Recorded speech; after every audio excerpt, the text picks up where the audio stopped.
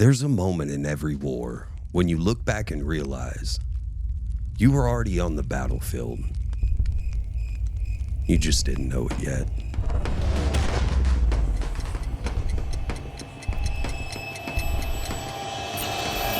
This is the story of how I broke and how YHWH put me back together, piece by piece, scar by scar.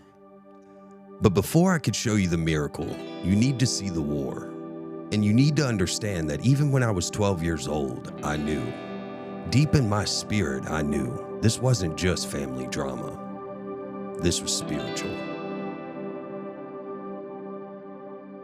Sarasota, Florida, early 2000s. I was 12 years old, homeschooled, quiet mornings, one-on-one learning. My world was small, but it was safe. Most of my days were spent with my dad, not because I had to, but because I wanted to. He wasn't just my father, he was my hero. Not in the comic book kind of way, but in the real way. The let me show you how to fix this kind of way, the work beside me kind of way. There was something about his presence that made the world make sense. Something grounding, something safe. We prayed before meals, we went to church, we argued like normal kids. My mom hummed in the kitchen, we laughed, we worked. We were family, whole, together, covered. Looking back now, I can clearly see what I couldn't see then. We were under a spiritual covering, prayer, church, family structure. It wasn't perfect, no family is, but there was protection. But the enemy was already watching because he doesn't attack random families. He attacks bloodlines that carry something, and he was about to make his move. I didn't know it then, but I was standing in the eye of the storm. The first strike came through grief. My grandmother, Granny, my mom's mom, she was the only grandparent I really knew. My grandfather, her ex-husband, was a Freemason, secretive, closed. We weren't close. My dad's parents were distant, harsh, not the kind of love a kid reaches for. So Granny, she was it.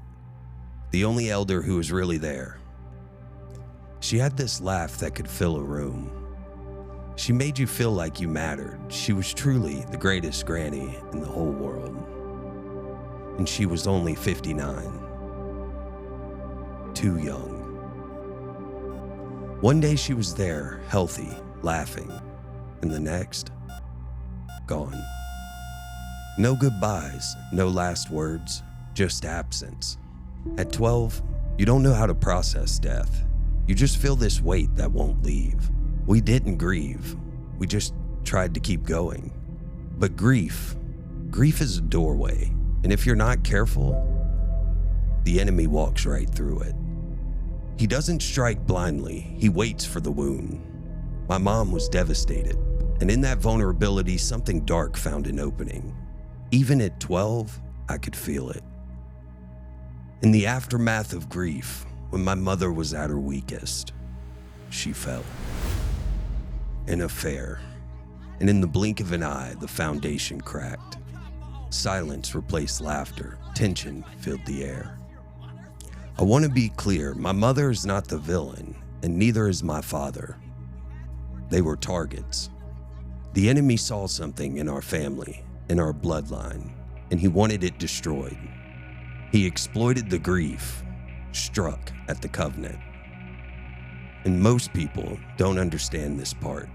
Even at 12, I knew this wasn't just my parents making mistakes. I could feel something working in the house. It wasn't just adultery, it was an attack on destiny. The marriage wasn't the target. The children were. The calling, the purpose, what we would become. And then came the moment that would define the next decade.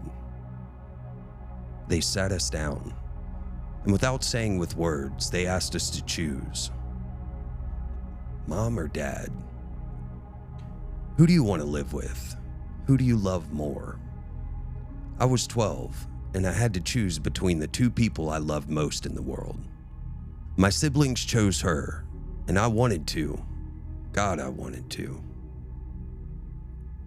But then I looked at my dad, standing there with his heart shattered, and I couldn't imagine leaving him alone. So he stayed. I told myself I was being strong, that he needed me, but I felt like I tore myself in half. And in some ways, I lost her that day. We moved to Denham Springs, Louisiana. New town, new life, just father and son. Denham Springs might as well have been another planet. I thought choosing dad meant we'd be okay. I was wrong. I didn't know it then, but losing my grandmother wouldn't be the worst thing I'd lose. The enemy had fractured the family, but now he was coming for me.